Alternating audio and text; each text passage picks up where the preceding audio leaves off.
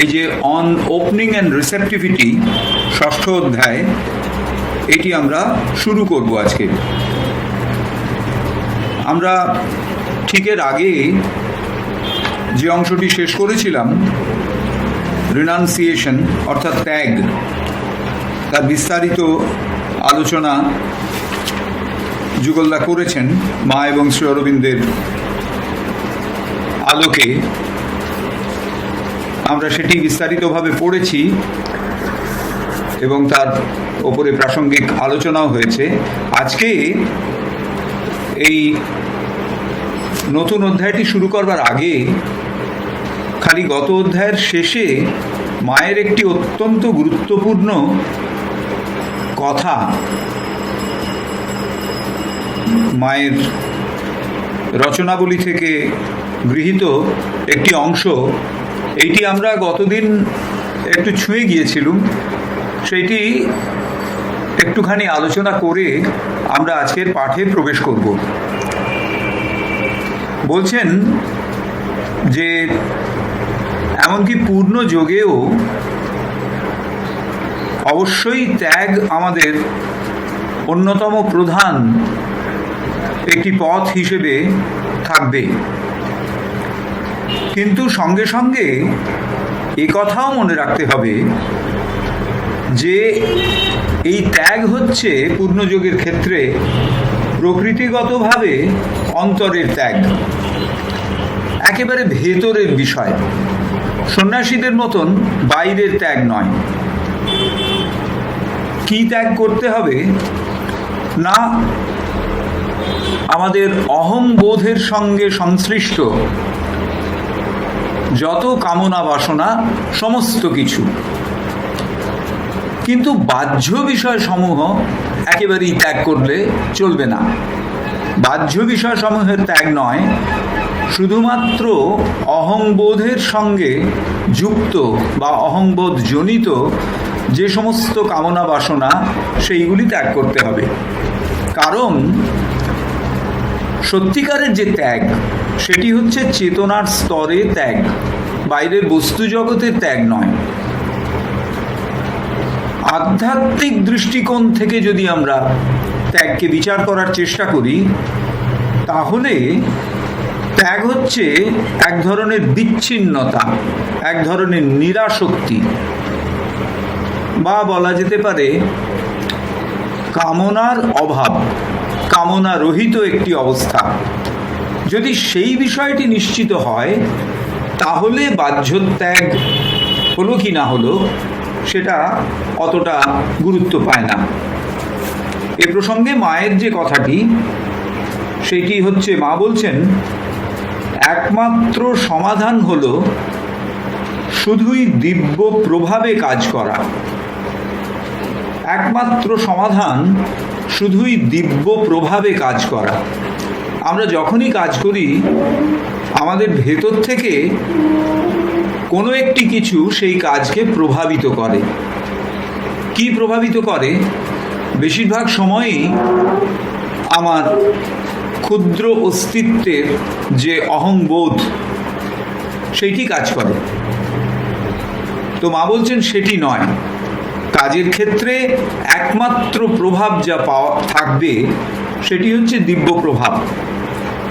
দিব্য প্রভাবে কথা বলা, দিব্য প্রভাবে খাদ্য গ্রহণ করা। কথা বলা, খাদ্য গ্রহণ করা, অর্থাৎ একেবারে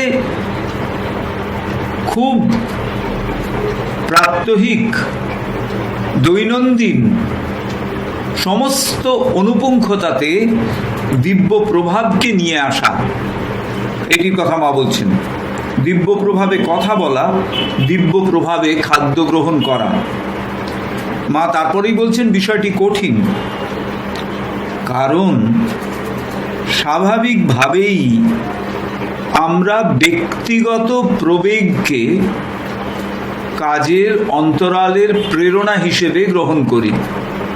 ব্যক্তিগত প্রবেগ, আমার ভেতর থেকে একটা কেউ যেন ভীষণভাবে আমাকে ধাক্কা দিয়ে এগিয়ে নিয়ে যাচ্ছে একটি বিশেষ সিদ্ধান্তের রূপায়ণের দিকে। তার থেকে আমরা কিছুতেই ফিরে আসতে পারছি না।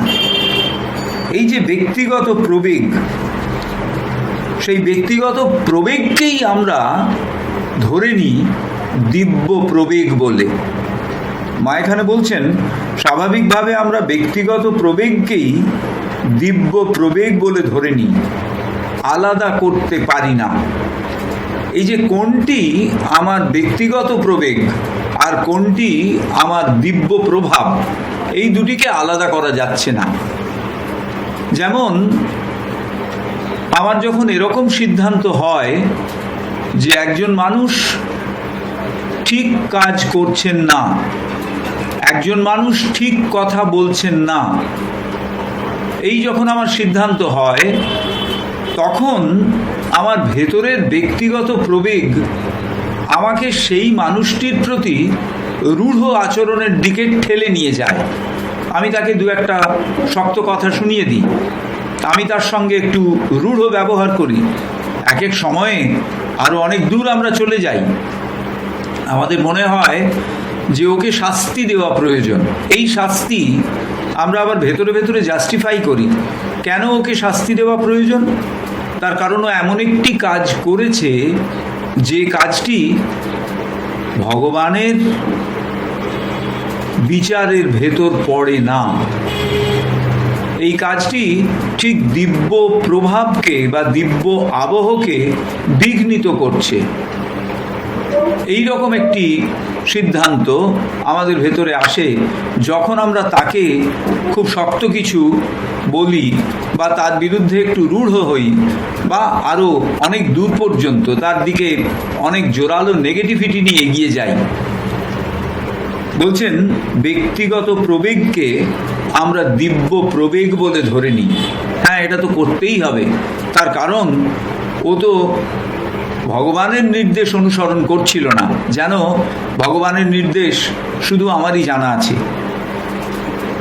মা তারপরে আবার বলছেন, আমার মনে হয় ত্যাগের যত দিব্য প্রবক্তা তাদের অন্তরে এই ছিল একমাত্র উদ্দেশ্য, বাইরে থেকে বা নিম্ন স্তর থেকে আগত সকল প্রভাব, প্রবেগ, প্রণোদনাকে সরিয়ে দিয়ে অন্তরের ক্ষেত্রটিকে ঊর্ধ্ব হতে অবতীর্ণ হতে চাওয়া, যে কোনো প্রণোদনাকে পরিপ্রকাশিত হতে দেবার জন্যে গ্রহণক্ষম রাখা।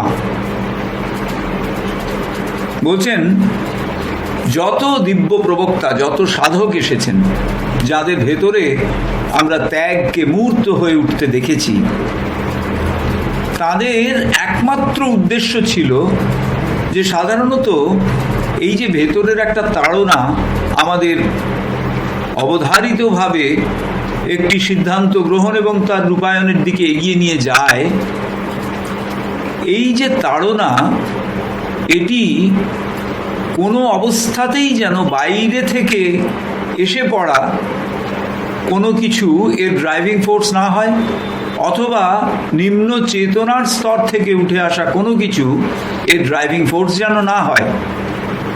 এই বিষয়টিতে মা বলছেন যে সমস্ত ত্যাগের প্রবক্তা এই একটি বিষয়ে ভীষণ সচেতন ছিলেন, যে যেন বাইরের কোনো প্রভাব আমাকে একটি কাজের সিদ্ধান্ত রূপায়ণের দিকে এগিয়ে নিয়ে না যায়, অথবা নিম্ন চেতনার কোনো প্রভাব আমাকে কোনো কাজের সিদ্ধান্ত রূপায়ণের দিকে এগিয়ে নিয়ে না যায়।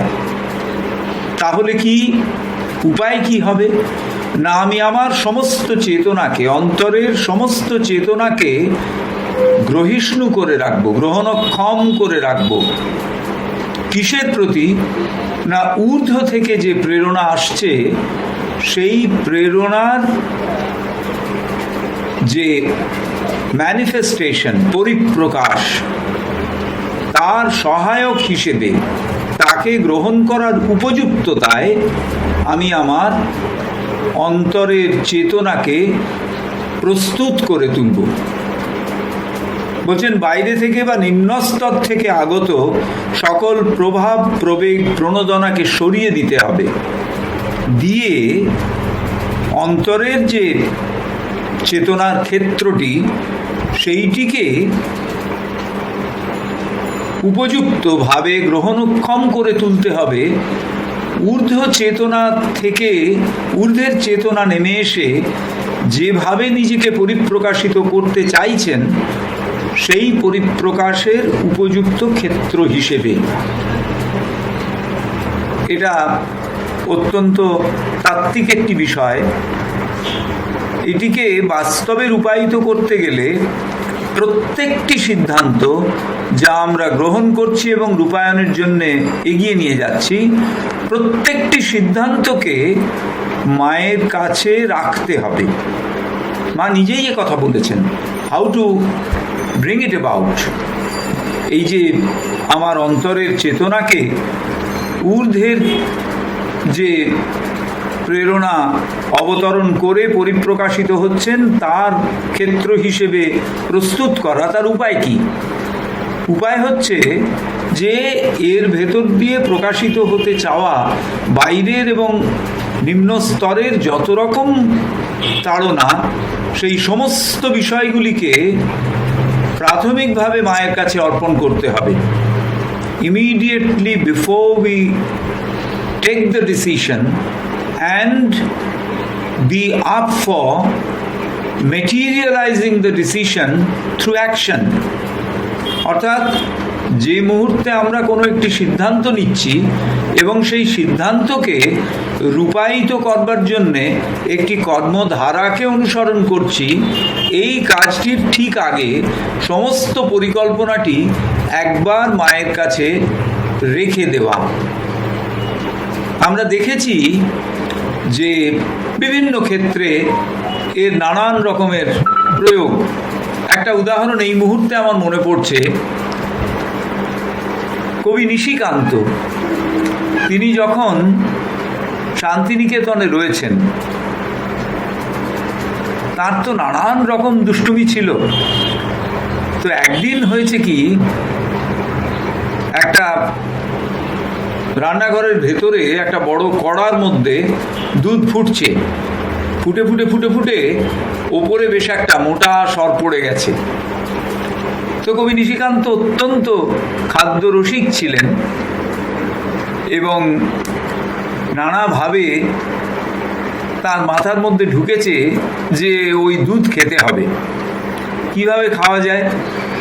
তিনি পেঁপের যে ডাঁটা সেইটি নিয়ে, সেই টিউব, সেইটিকে জানলার বাইরে থেকে ওই স্বর ভেদ করে দুধের মধ্যে ঢুকিয়ে দিয়েছেন, দিয়ে বাইরে থেকে সাক করছেন, শুষে শুষে খেয়ে নিচ্ছেন। তো ধরা পড়েছেন স্বভাবতই। তখন তাকে নিয়ে যাওয়া হয়েছে স্বয়ং রবীন্দ্রনাথ ঠাকুরের কাছে এইরকম ভীষণ অপরাধের জন্যে। তো রবীন্দ্রনাথ তার দিকে তাকিয়ে দেখেছেন, দেখে মুখে স্মিত হাসি। তিনি বললেন যে ওকে নিয়ে যাওয়া হোক প্রতিমা দেবীর কাছে, তিনিই শাস্তির বন্দোবস্ত করবেন। এবং যথারীতি প্রতিমা দেবী কোনো শাস্তি বিধান করলেন না। তো এই যে ঘটনা, এই ঘটনার ভেতরে থেকে আমরা ওইটি শিক্ষা নিতে পারি যে যখনই আমরা এই জাতীয় কোনো সিদ্ধান্ত নেব, কোনো একজনের বিরুদ্ধে এমন একটা কাজ করবার যে কাজটাতে আমার মনে হচ্ছে সে খুব অন্যায় করেছে, শুধু এই সিদ্ধান্ত না, মা বলছেন যে কোনো কাজের সিদ্ধান্ত রূপায়ণের আগে তা যদি আমার কাছে দেওয়া যায়, তাহলে মায়ের কাছে যদি সেটি নিবেদন করা যায়, তাহলে সেই সিদ্ধান্তের মধ্যে যদি কোনো অদিব্য বিষয় থাকে সেটি অটোমেটিক্যালি সরে যাবে এবং সে সিদ্ধান্ত বদলে যাবেই। এইটি হচ্ছে একমাত্র উপায় যে অন্তরের ক্ষেত্রটিকে ঊর্ধ্ব থেকে অবতীর্ণ হতে চাওয়া, যে কোনো প্রণোদনাকে পরিপ্রকাশিত হতে দেওয়ার জন্যে গ্রহণক্ষম রাখা। ব্যক্তিগতভাবে এমনটা করে ওঠা সম্ভব, তবে তার জন্যে সত্যিকার প্রণোদনাকে গ্রহণ করবার আস্পৃহাকে অটুট রাখতে হবে।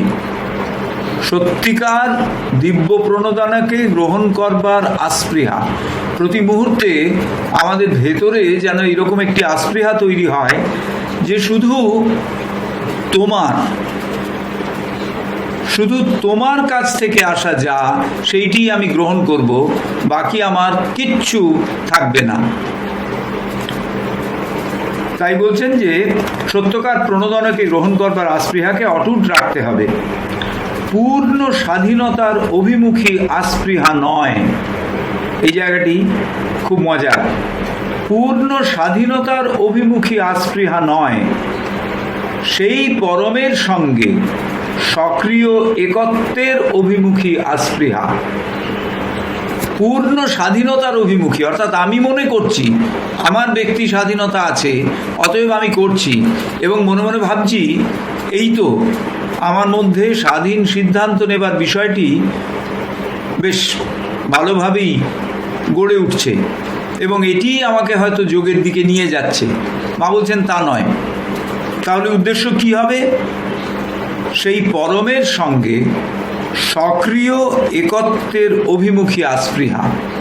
আমি সেই পরমের সঙ্গে, ভগবানের সঙ্গে active union with the divine, সক্রিয়ভাবে তার সঙ্গে যুক্ত হব, সেই আস্পৃহা, সেইটি আমার ভেতরে তৈরি হবে। আমার স্বাধীন সিদ্ধান্তকে রূপায়িত করবার আস্পৃহা নয়, সেই আস্পৃহা আমার ভেতরে থাকবে। তাহলে কি আমার স্বাধীনতা বলে কিছু থাকবে না? এর পরের অংশে বলছেন মা, অর্থাৎ তিনি যা চাইছেন তাই চাওয়া, তার যা ইচ্ছা সেই ইচ্ছাই সাধকের হয়ে ওঠা, তার দ্বারা এবং তার মধ্যেই আপন অস্তিত্বকে রক্ষা করা। তিনটি কথা, তিনি যা চাইছেন তাই চাওয়া, তার যা ইচ্ছা সেই ইচ্ছাই সাধকের ইচ্ছা হয়ে ওঠা এবং তার মধ্যেই আপন অস্তিত্বকে রক্ষা করা। এই একটি ত্রিভুজের মতো তিনটি দিক। তার ইচ্ছাই আমার ইচ্ছা হয়ে উঠছে, আমার নিজস্ব ইচ্ছা আলাদা করে কিচ্ছু নেই। দ্বিতীয় হচ্ছে তিনি যা চাইছেন আমিও তাই চাইছি। এবং তৃতীয় হচ্ছে তার দ্বারা এবং তার মধ্যেই আপন অস্তিত্বকে রক্ষা করা। এসবই হলো উপায়, স্তর বা পদক্ষেপ। আসলে সত্যকার মুক্তি বা স্বাধীনতা হলো এই সব কিছু থেকে মুক্তি, এমনকি উপায় থেকেও। এটি হচ্ছে মায়ের কমপ্লিট ওয়ার্কসের ইংরেজি, মায়ের কমপ্লিট ওয়ার্কসের ভলিউম 10, পেজ নাম্বার 197-98। দেখুন শেষে বলছেন যে যখন আমরা সত্যি সত্যি ভগবানের ইচ্ছাকে নিজের ইচ্ছা করে নিতে পারবো, ভগবানের সিদ্ধান্তকেই নিজের সিদ্ধান্ত করে নিতে পারবো, তখন আমরা সত্যিকারের স্বাধীনতা, সত্যিকারের মুক্তির দিকে এগিয়ে যাব। যতক্ষণ আমরা আমাদের অহংতাড়িত সিদ্ধান্তের রূপায়ণকে স্বাধীনতা বলে ধরে নেব, ততক্ষণ বাইরের দিক থেকে সেটিকে স্বাধীনতা বলে মনে হলেও আসলে সেটি স্বাধীনতা নয়। এখানে অন্তরের মুক্তি, আমরা যদি অরিজিনাল জায়গাটি পড়ি, সেখানে বলছেন মা, from the individual point of view it is possible, but then one must keep intact the aspiration to receive the true impulsion, not the aspiration for complete liberation. A complete liberation কথাটি within inverted comma, মানে it should not be an aspiration of complete liberation. পূর্ণ স্বাধীনতা আমার ভেতরের আস্পৃহা হবে না। যদি আমরা পূর্ণ স্বাধীনতার আস্পৃহা দিয়ে আমাদের সাধনা শুরু করি, তাহলে সেটি আমাদের ওই খণ্ড অস্তিত্বের দ্বারা যেভাবে স্বাধীনতা আমাদের কাছে আসছে সেই ভাবের স্বাধীনতাটুকুকে নিয়েই অগ্রগামিতা হবে এটি সম্ভব নয়, বা এর ভেতর দিয়ে সত্যিকারের মুক্তি সম্ভব নয়। তাহলে কি বলছেন?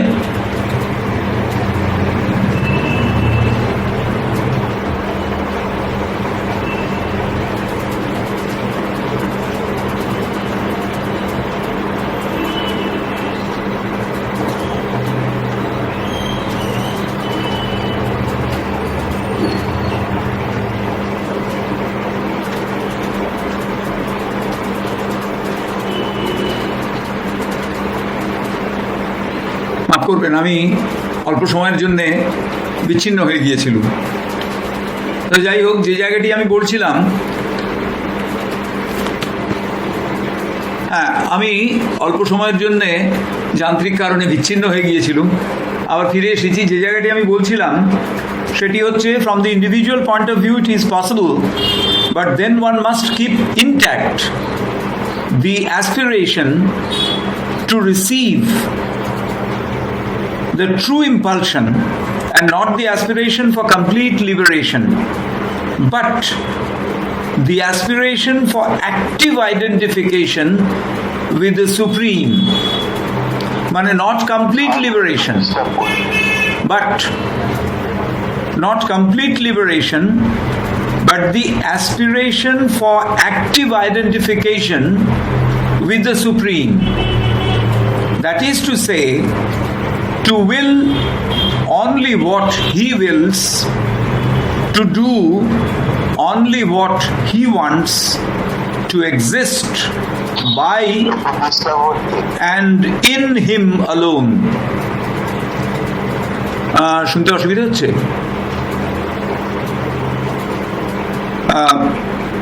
বলছেন, that is to say, to will only what he wills, to do only what he wants, to exist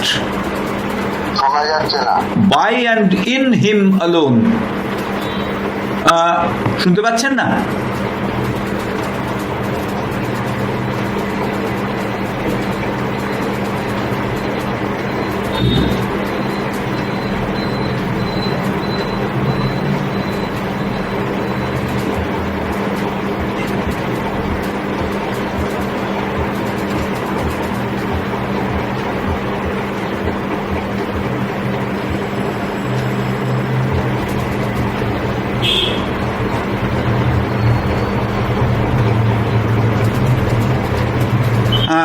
শোনা যাচ্ছে না ভালোভাবে? শোনা যাচ্ছে না? আপনি ক্যামেরাটা বন্ধ করলে ব্যান্ডউইথ বেটার পাবেন। আচ্ছা, ঠিক আছে, হ্যাঁ, বন্ধ করে দিলাম, বন্ধ করে দিয়েছি। হ্যাঁ, এবার ট্রাই করুন। হ্যাঁ, বলছি। তো তাহলে এই তিনটি কথা বলছেন যে, to will only what he wills, to do only what he wants, to exist by and in him alone. অর্থাৎ তার যে ইচ্ছা, সেই ইচ্ছাই যখন আমাদের ইচ্ছা হয়ে উঠবে, তার যে কাজ সেটিই যখন, তিনি যা চাইছেন সেটিই যখন আমাদের কাজ হয়ে উঠবে, এবং যখন তার ভেতরে এবং তার জন্যেই আমরা অস্তিত্ব রক্ষা করতে পারব, তখনই সত্যিকারের একটা উন্মুক্তির দিকে আমরা এগোতে পারব। লাস্টে মা বলছেন, all this things are means, stages, steps. এই সবগুলি হচ্ছে উপায়, এক একটি স্তর সাধনার অগ্রগামিতার ক্ষেত্রে, এবং এক একটি পদক্ষেপ। But true freedom is to be free of everything, including means. এটি একেবারে ভীষণভাবে মনে রাখবার মতন। True freedom is to be free of everything, including means.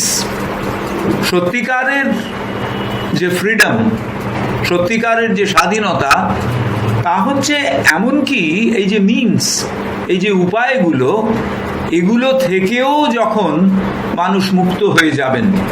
সুতরাং এইটি হচ্ছে প্রকৃত ত্যাগ, যে আমরা যখন ভেতর থেকে আমাদের একেবারে চেতনার মধ্যে থেকে আমরা যখন মুক্ত হতে পারবো এবং সত্যিকারের উন্মুক্তির সঙ্গে যুক্ত হতে পারবো, তখন বাহ্য ত্যাগ হলো কি না হলো এটা বিরাট একটা কিছু ফ্যাক্টর হয়ে দাঁড়াবে না।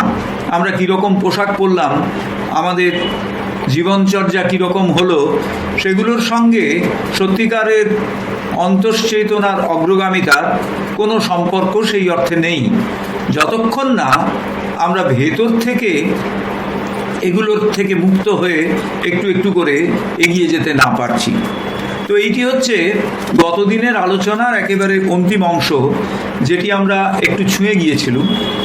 আজকে আমরা শুরু করছি অন ওপেনিং অ্যান্ড রিসেপটিভিটি, অর্থাৎ উন্মুক্তি এবং গ্রহিষ্ণুতা। আমরা যখন আমাদের চারপাশে তাকাই কিংবা মানুষের অধ্যাত্ম ইতিহাসের যে ধারাবাহিকতা সেটা বুঝে নেবার চেষ্টা করি, তখন আমরা দুটো জিনিস দেখতে পাই, দু রকমের মানুষকে দেখতে পাই। প্রায়শই আমরা দেখি কিছু মানুষ সাধন পথে খুব দ্রুত অগ্রসর হচ্ছেন, একেবারে যেন মনে হচ্ছে তাদের অগ্রগামিতা সেই বাই লিপস অ্যান্ড বাউন্ডস, হই হই করে তারা এগিয়ে যাচ্ছেন। অনেক এরকম মহামানবকে আমরা দেখেছি, সাধককে আমরা দেখেছি, যারা অতি দ্রুত একের পর এক সিদ্ধির এক একটি স্তরকে যেন অতিক্রম করে গেছেন। আবার বেশ কিছু মানুষ আছেন, বেশিরভাগই তাদের অগ্রগামিতা বেশ ধীর, অনেক সময় লাগছে একটু একটু একটু একটু করে তাদের সিদ্ধির দিকে পৌঁছতে। আবার তৃতীয় দল একদল আছেন, যদি আমরা পরিসংখ্যান নিই তাহলে এই তৃতীয় দলের দলভুক্তদের সংখ্যাই হয়তো সব থেকে বেশি বলে মনে হবে, যাদের সাধনার পথে অগ্রগামিতার গতি একেবারে রুদ্ধ হয়ে গেছে। তো এই তিন ধরনের সাধককে আমরা দেখি। খুব অল্প কিছু মানুষ যারা একেবারে যাকে বলে তত্তর করে এগিয়ে গেছেন তাদের সাধন পথে, বেশ কিছু মানুষ খুব ধীর গতিতে এগিয়েছেন, কিছু দূর যাচ্ছেন, আবার হয়তো দীর্ঘদিন একটা স্ট্যাগনেশন, আবার এগোচ্ছেন। তৃতীয় কিছু মানুষ আছেন যারা খানিক দূর এগোবার পর আর যেতেই পারলেন না, সেখানেই স্ট্যাগনেট করে গেলেন। যদিও এরা সকলেই, এই তিন দল মানুষই ভগবানের সন্নিহিত থাকবার এবং তার করুণা লাভ করবার ক্ষেত্রে একই রকম সুযোগ পেয়েছেন। দিব্য করুণা এবং দিব্য সন্নিধান তার একই রকম সুযোগ পেয়েছেন। আমরা বিশেষ নাম না করেও বলতে পারি, এই যে বিভিন্ন সাধনার যে ধারা রয়েছে, ধারাবাহিকতা রয়েছে, তাতে এই কোনো একটি আশ্রমের কোনো এক গুরুদেবের যারা শিষ্য, তাদের যদি আমরা দেখি তাহলে দেখবো এরকম উদাহরণ প্রচুর। সেই শিষ্যদের মধ্যে কেউ কেউ খুব দ্রুত এগোচ্ছেন, কেউ কেউ যেন খুব ধীর গতিতে, কেউ কেউ আবার একেবারেই আটকে গেলেন একটা জায়গায়। আমরা বিস্মিত হয়ে ভাবি যে কেন ভগবান আমাদের সকলের অধ্যাত্ম অগ্রগতি একই রকমভাবে নিয়ে গেলেন না। বিশেষ করে তারা যারা সত্যি সত্যি নিয়মিতভাবে কোনো একজন বা একটি অধ্যাত্ম সংঘের সঙ্গে যুক্ত এবং নিয়মিতভাবে তার সঙ্গে যুক্ত থাকবার চেষ্টা করছেন, তিনি কি খানিকটা বলা যেতে পারে একদেশদর্শী, অর্থাৎ তার ভেতরে কি খানিকটা পার্শিয়ালিটি রয়েছে? ঠিকভাবে তিনি কি সবাইকে সমান সুযোগ যাতে না দেন এরকম? যুগলদা বলছেন এমন সিদ্ধান্তে খুব তাড়াতাড়ি পৌঁছে যাওয়া সমীচীন হবে না। এভাবে এক্সপ্লেন করলে এর পরের বা এক্সপ্লেনেশনটা ভারী চমৎকার। বলছে এভাবে যদি আমরা ব্যাখ্যা করবার চেষ্টা করি তাহলে সেটা হবে মানুষ হিসেবে আমাদের যে প্রকৃতিগত সীমাবদ্ধতা আছে, হিউম্যান নেচারের যে লিমিটেশনসগুলো আছে, সেগুলোকে এই সমস্যার সমাধানের জন্যে তার উপরে চাপিয়ে দেওয়া হয়েছে।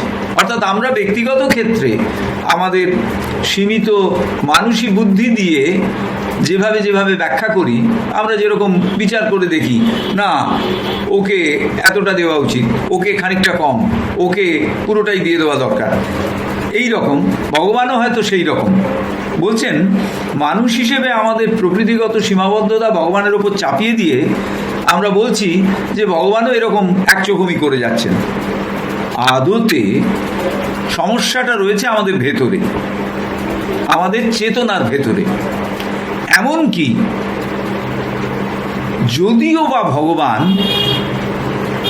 আমাদের অধিকতর অধ্যাত্ম সম্পদ দিতে চান, ভগবান মনে করা যাক সবাইকেই প্রচুর অধ্যাত্ম সম্পদ দেবেন, এরকম একটা ডিসাইড করলেন, বলছেন তাহলেও তিনি পারবেন না। তার কারণ আমরা তার কাছ থেকে নিতেই পারবো না। কেন নিতে পারবো না? না, আমরা তো তার দিকে সেভাবে উন্মুক্ত করিনি। আমাদের যে আধারটি, সেই আধারটিকে আমরা এত রকম বিষয় দিয়ে ভরে রেখেছি যে তিনি যদি চেষ্টা করে আমাদের কিছু দিতেও চান, সে আধারে তার আর রাখবার জায়গা নেই। তিনি যদি ভালো কিছু দিতে চান, এত জিনিসপত্র দিয়ে তা ভর্তি হয়ে আছে, তবু যা ভাঙাচোরা ঘরেতে আছে পোড়া, ফেলিয়া দিতে পারি না, যে সেগুলো ফেলে দিতে পারছি না। সুতরাং তার দিকে আমাদের উন্মুক্তিও নেই। দ্বিতীয়ত, তার দিকে আমাদের গ্রহিষ্ণুতাও নেই। আমরা তিনি যা দেবেন সেটা চাইব, সেটাও নয়। একবার শ্রী অরবিন্দ এক ভক্তকে লিখছেন চিঠিতে যে পূর্ণযোগের মূল তত্ত্বটি কি। পূর্ণযোগের মূল তত্ত্বটি হল চেতনাকে ভগবানের প্রভাবের দিকে যতদূর সম্ভব খুলে রাখতে হবে। যেসব সাধক নিজেদের দিব্য ক্রিয়া এবং দিব্য শক্তির দিকে উপযুক্তভাবে খুলে রাখতে পারবেন এবং সেই ক্রিয়া ও শক্তিকে নিজেদের মধ্যে গ্রহণ করতে পারবেন, শুধু তাঁরাই চূড়ান্ত উপলব্ধির আশা পোষণ করতে পারবেন। এটি অত্যন্ত গুরুত্বপূর্ণ একটি অংশ, যেখানে বলছেন যে the fundamental principle and the whole method of the integral yoga is to open wide, একেবারে যতদূর সম্ভব খুলে দিতে হবে, is to open wide the consciousness of the divine influence, the consciousness to the divine influence. চেতনাকে যতদূর সম্ভব খুলে দিতে হবে দিব্য প্রভাবের দিকে, divine influence. Only those sadhaks who can sufficiently open themselves to the divine power and action, একদম underline করে রাখার মতো sentence, only those sadhaks who can sufficiently open themselves to the divine power and action can receive them in themselves. যতদূর সম্ভব আমরা যদি আমাদের চেতনাকে তার দিকে খুলে রাখি, তবেই আমরা তার ভেতরে তার প্রভাবকে নিতে পারব। Divine power and action and receive them in themselves can cherish a hope for the ultimate realization, not others. একমাত্র সেইভাবে নিজেদের উন্মুক্ত রাখলে তবেই ডিভাইন রিয়েলাইজেশন, দিব্য উপলব্ধির আশা তারাই করতে পারবেন, আর কেউ নন। অর্থাৎ দায়িত্বটা আমাদের, সমস্যাটা আমাদের। আমরা হয়তো ভগবানের সন্নিধানে রয়েছি, আমরা হয়তো তার একেবারে যতদূর সম্ভব সেবা করছি, বিভিন্ন কাজে যুক্ত থাকছি, কিন্তু মুশকিল হচ্ছে যে আমাদের ভেতরে উন্মুক্তি নেই, আমাদের ভেতরে গ্রহিষ্ণুতা নেই, আমাদের মধ্যে ওপেনিং নেই, আমাদের মধ্যে রিসেপটিভিটি নেই। সেই জন্যে কিছুতেই আমরা এত কাছে থেকেও সেই অধ্যাত্ম সম্পদকে আমাদের মধ্যে পাচ্ছি না। বলছেন উন্মুক্তি এবং গ্রহিষ্ণুতা এমন ভীষণ রকম গুরুত্বপূর্ণ হওয়া সত্ত্বেও, এটা যুগলদার লেখা, উন্মুক্তি এবং গ্রহিষ্ণুতার এমন ভীষণ রকম গুরুত্ব সত্ত্বেও আশ্রমের সাধকদের বেশ কিছু স্বীকার করেছেন যে মা যদিও তার ভালোবাসা, শক্তি, জ্ঞান এবং করুণা অকাতরে বিতরণ করেছেন, শুধু উন্মুক্তির অভাবে মাতৃসন্নিধান সত্ত্বেও সেসব তাঁদের কাছে অধরাই রয়ে গেছে। মা দিচ্ছেন, আমাদের যতদূর সম্ভব দিচ্ছেন, কিন্তু আমরা নিজেদের উন্মুক্ত করে রাখিনি, আমরা নিজেদের গ্রহিষ্ণু করে রাখিনি। সুতরাং তিনি যা দেন না কেন সেগুলো আমাদের কাছে পৌঁছচ্ছেই না, আমরা রিসিভই করতে পারছি না, কারণ আমরা উন্মুক্তও রাখিনি নিজেদের, গ্রহিষ্ণুও রাখিনি নিজেদের। বলছেন আশ্রমের অনেক সাধক এমন কথা বলেছেন। তো তাহলে প্রথম শর্ত হলো যে উন্মুক্তি, এটিকে ক্রমশ বাড়িয়ে তুলতে হবে। উন্মুক্তি মানে আমার চেতনাকে ভগবানের দিকে সম্পূর্ণরূপে খুলে রাখতে হবে। সেই যখন স্বামী বিবেকানন্দের সঙ্গে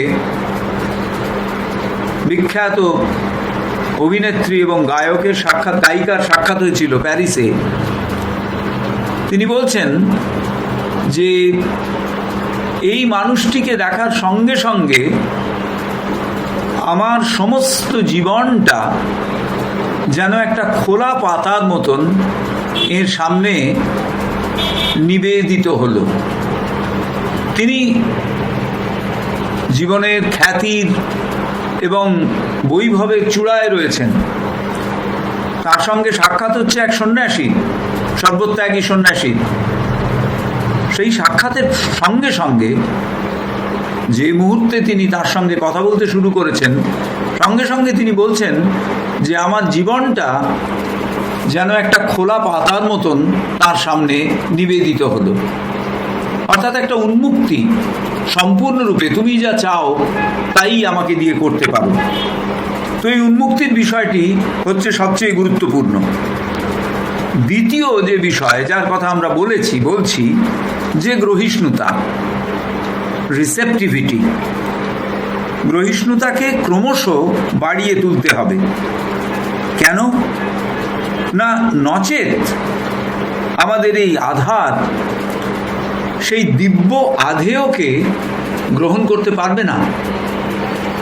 যেমন একটা অ্যানালজিক্যালি এরকম বলা যায় যে আমাকে যদি কনসেন্ট্রেটেড কোনো অ্যাসিড রাখতে হয়, তাহলে আমাকে সেই অ্যাসিডটা ধারণ করতে পারে এমন একটি পাত্রকে নির্বাচন করতে হবে, অথবা পাত্রটিকে তৈরি করতে হবে যাতে তা ওই কনসেন্ট্রেটেড অ্যাসিডকে ধরে রাখতে পারে। শ্রীরামকৃষ্ণদেবের একটি বিখ্যাত উক্তি আছে যে এক পো ঘটিতে কখনো 1 সের দুধ ধরে না। তো তাহলে একদিকে যেমন আমার চেতনাকে উন্মুক্ত রাখতে হবে, আর একদিকে তেমনি আমার চেতনাকে ক্রমশ গ্রহিষ্ণু করতে হবে, কারণ আমি জানি আমাকে ধারণ করতে হবে দিব্য চেতনা, এবং সেটি এই মানুষই চেতনার মধ্যে। সুতরাং তাকে যদি দিব্যত্বে রূপান্তরিত না করা যায়, তাহলে কোনোভাবেই তা ওই দিব্য চেতনাকে ধারণ করতে পারবে না। সুতরাং আমাদের আধারকে ক্রমশ গ্রহিষ্ণু করে তুলতে হবে।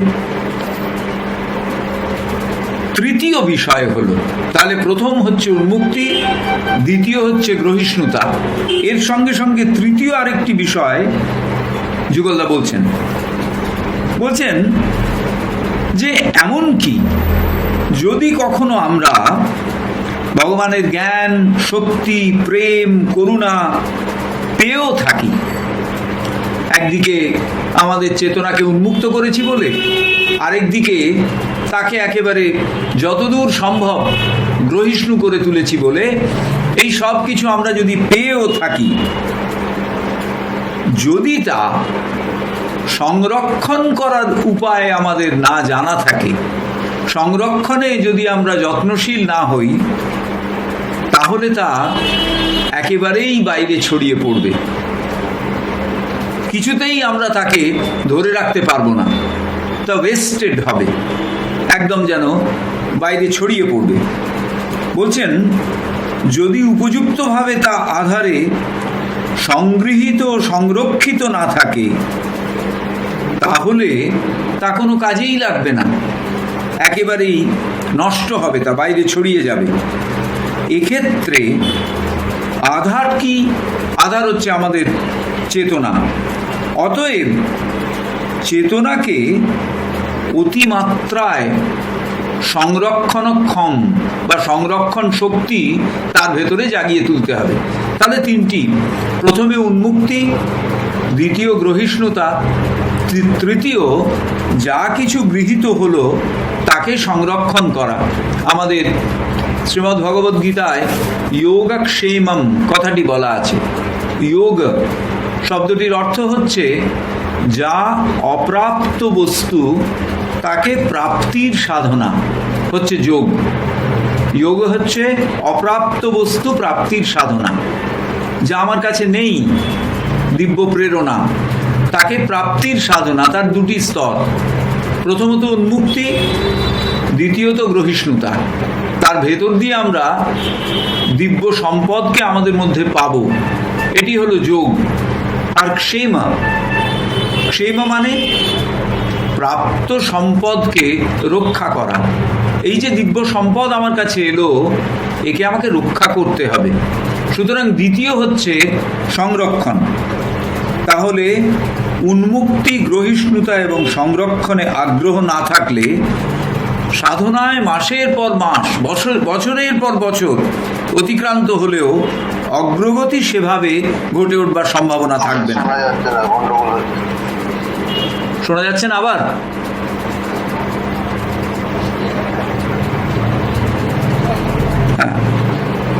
যদি উন্মুক্তি, গ্রহিষ্ণুতা এবং সংরক্ষণে আগ্রহ না থাকে, তাহলে সাধনায় মাসের পর মাস, বছরের পর বছর অতিক্রান্ত হলেও অগ্রগামিতা সেভাবে ঘটে উঠবে না। অন্যদিকে উন্মুক্তি, গ্রহিষ্ণুতা এবং সংরক্ষণ প্রবণতা এই নিয়ে যারা সাধন পথে অবতীর্ণ হয়েছেন, তাদের অগ্রগতি দ্রুততর হবে। তো এইটি হলো মোটামুটিভাবে সাধারণ নিয়ম। এরপর যুগলদা একটি খুব আমাদের জন্যে অত্যন্ত প্রয়োজনীয় কথা বলছেন যে পূর্ণযোগের সাধক, একদম এটি আমাদের পথের কথা। পূর্ণযোগের সাধক যখনই সাধন পথে পদার্পণ করেছেন, বলছেন এমনকি তিনি হয়তো ততটা সিনসিয়ারও নন। খুব চমৎকার, আমরা যদি অরিজিনাল জায়গাটা পড়ি, এখানে বলছেন সাধক on the integral yoga should never forget that as soon as he takes to the path of sadhana with even a moderate sincerity of purpose, one has to be sincere in his or her purpose while he or she is on the path of sadhana.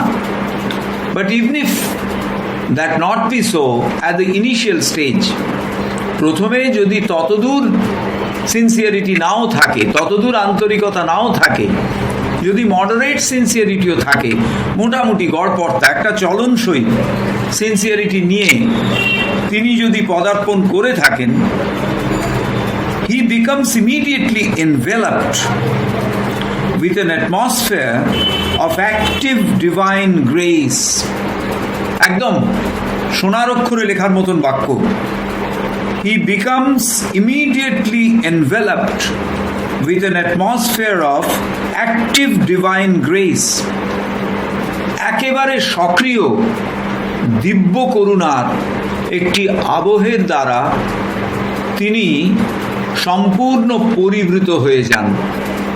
যে মুহূর্তে তিনি পূর্ণ যোগের সাধনার পথে পদক্ষেপ করলেন, সেই মুহূর্তেই তিনি একটি দিব্য আবহের দ্বারা পরিবৃত হয়ে গেলেন। He becomes immediately enveloped with an atmosphere of divine grace. কার কাছ থেকে এই আবহাওয়াটি পাওয়া গেল? মায়ের কাছ থেকে।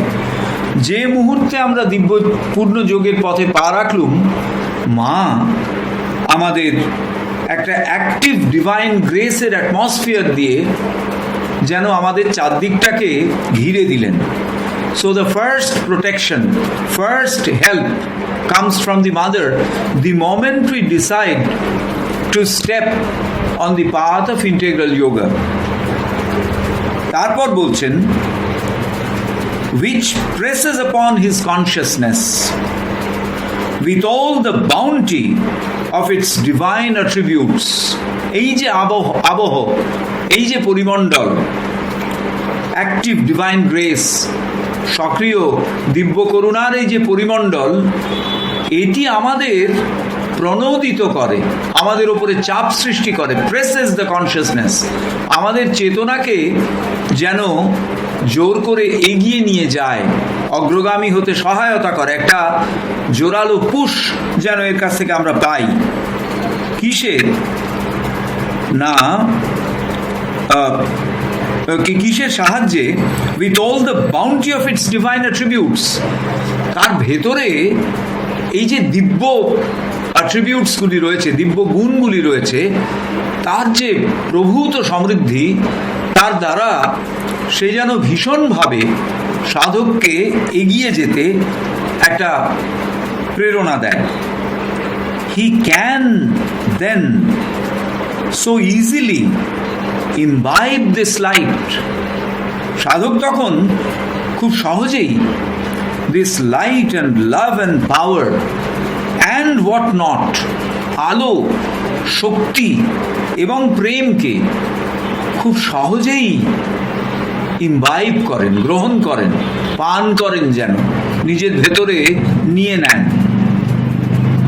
and what not, almost at every step, with each inhalation, প্রতিবার প্রশ্বাস গ্রহণের সঙ্গে, প্রতি পদক্ষেপের সঙ্গে, মোস্ট স্পন্টেনিয়াসলি, একেবারে স্বতঃস্ফূর্তভাবে, উইদাউট এনি কনসিয়াস এফার্ট, সচেতন কোনো প্রয়াস ছাড়াই, শুধুমাত্র কন্ডিশনটা কি? If only he maintains himself in a state of constant openness and receptivity. শুধুমাত্র যদি তিনি নিরন্তর নিজেকে উন্মুক্ত রাখেন এবং রিসেপটিভ রাখেন, মায়ের দিকে উন্মুক্ত রাখেন এবং নিজেকে গ্রহিষ্ণু রাখেন মায়ের দিকে, তাহলে খুব সহজে স্বতঃস্ফূর্তভাবে প্রশ্বাস গ্রহণের মতো অনায়াসে, কোনো রকম চেষ্টা ছাড়াই এই অ্যাক্টিভ গ্রেস, সক্রিয় দিব্য করুণা তার ভেতরে প্রবেশ করবে, তার ভেতরে খুব সতই তা প্রবেশ করবে। এইটি হচ্ছে পূর্ণ যোগের সাধকের একটা অ্যাডভান্টেজ বা একটা সুবিধে, যে প্রতি পদক্ষেপে, প্রতি প্রশ্বাসে স্বতঃস্ফূর্তভাবে কোনো রকম সচেতন প্রয়াস ব্যতি রেখেই এটি প্রবেশ করবে অন্তরে। কখন? যখন তিনি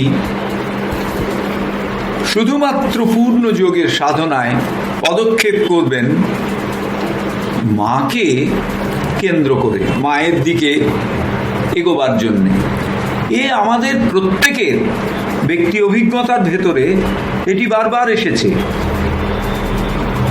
Yet it is not a fact that we do not know how to open ourselves and how to receive.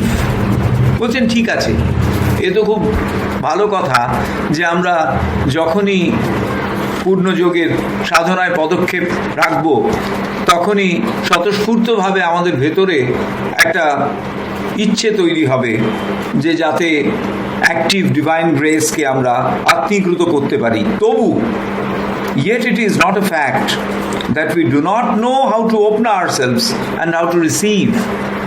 আমরা কিভাবে নিজেদের উন্মুক্ত করব এবং কিভাবে গ্রহিষ্ণু রাখব সেটা আমাদের জানতে হবে। For although we do not open ourselves to the divine influence, we keep ourselves all the time wide open to the intrusion and infiltration of all sorts of unspiritual adverse forces. যদিও we do not open ourselves to the divine influence, আমরা যদি দিব্য করুণার দিকে আমাদের উন্মুক্ত না রাখি তাহলে কি হবে? অটোমেটিক্যালি আমাদের ভেতরে একটা ওপেনিং তৈরি হবে। কিসের? intrusion and infiltration of all sorts of unspiritual adverse forces. যত কিছু অদিব্য ক্ষতিকর শক্তি সেগুলো আমাদের মধ্যে প্রবেশ করবে যদি আমরা না ওপেন রাখি নিজেদের। কারণ আমাদের ভেতরে তখন একটা স্বাভাবিক গ্রহিষ্ণুতা তৈরি হয়েছে, স্বাভাবিক উন্মুক্তি তৈরি হয়ে গেছে, যেহেতু আমরা মায়ের ইনফ্লুয়েন্সে এসেছি। এই অবস্থায় যদি আমরা সচেতন না থাকি একটুও, তাহলে এই অদিব্য শক্তিগুলো সেই জায়গা দিয়ে প্রবেশ করবে। This is the second tragedy striking down many sadhaks. এটি হচ্ছে দ্বিতীয় ট্র্যাজেডি। একদিকে যারা এসছেন তারা হয়তো নিজেদের কোনোভাবে ওপেন করতে পারেননি, in spite of having an urge, কোনোভাবে নিজেদের ওপেন করতে পারেননি।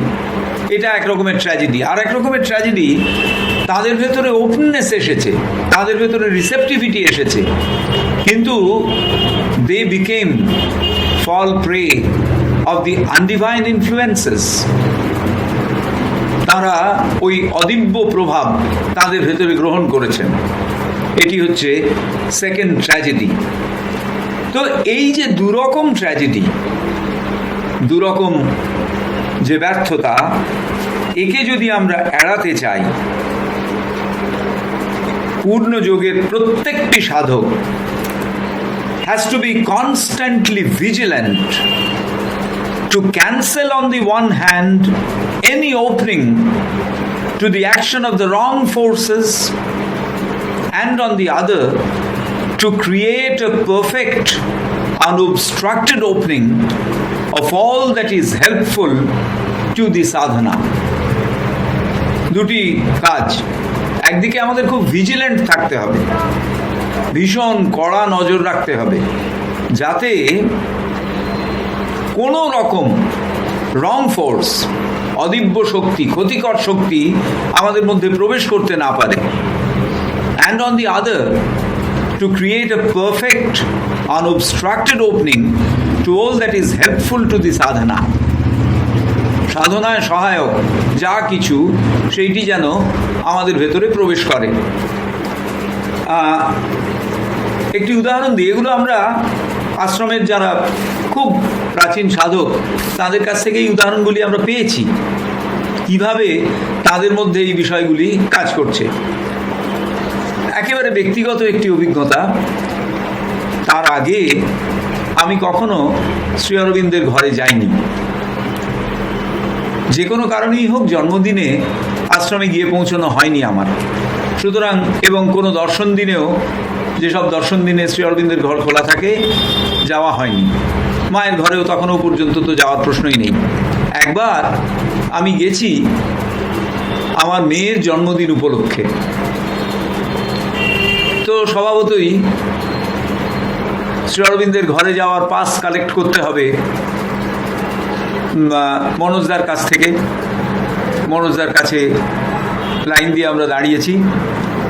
তো যখন আমার মেয়ের টার্ন এলো, আমরাও সঙ্গে গেছি। মেয়েকে তো মনোজদা কার্ড ইস্যু করে দিলেন। মেয়ে এবার অনুরোধ করলো যে আমার মা বাবা কি আমার সঙ্গে যেতে পারে? তো মনোজদা মুখ তুলে তাকালেন, তাকিয়ে মুখে একটুখানি মৃদু হাসি। মনোজদা বললেন, কেন? তুমি কি এখনো বড় হওনি? বাবা মার সাহায্য ছাড়া তুমি কি যেতে পারবে না? তো মেয়ে চুপ করে আছে, কিছুই বলছে না। আমরাও দাঁড়িয়ে আছি। তো তারপরে মনোজদা আবার জিজ্ঞেস করছেন, তুমি কি এখনো শিশু যে মা বাবার সাহায্য ছাড়া তুমি যেতে পারবে না? তখন আমরা সবাই চুপ করে আছি।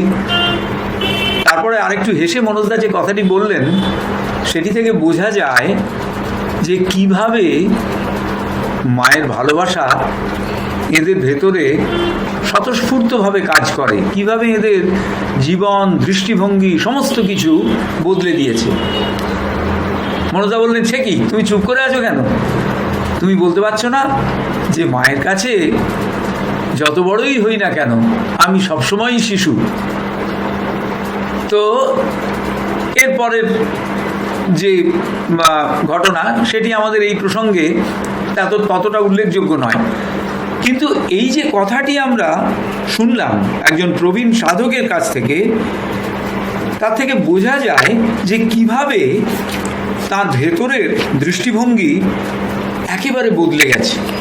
মাতৃপ্রভাবের ভেতর দিয়ে তার মধ্যে দৃষ্টিভঙ্গি কিভাবে বদলে গেছে, এবং এটি সম্ভব হয়েছে শুধুমাত্র এই দুদিকে কনস্ট্যান্ট নজর রাখবার জন্যে।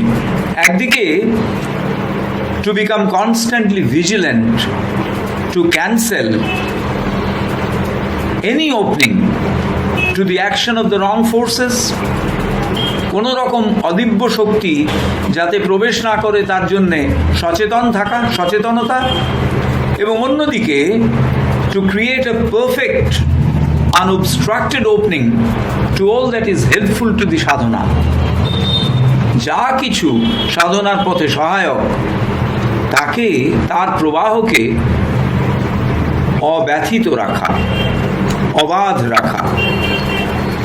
About the bearing of the first type of opening, we have sufficiently spoken in our chapter on rejection.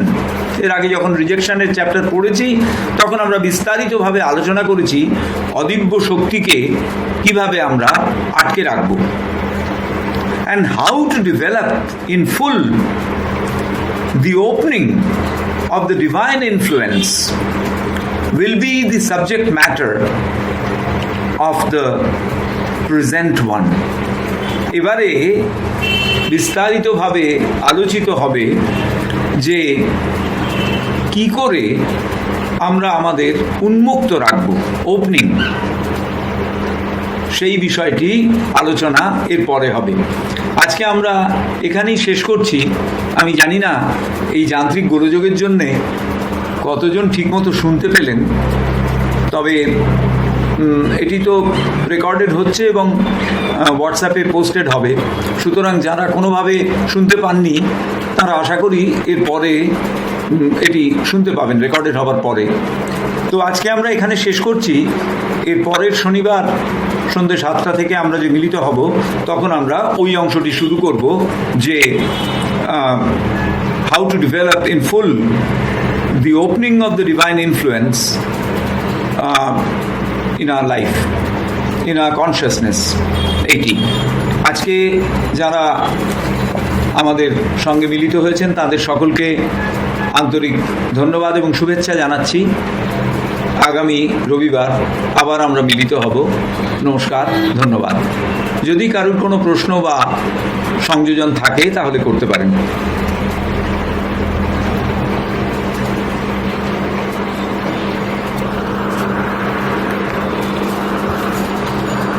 ঠিক আছে, আমরা তবে এখানেই শেষ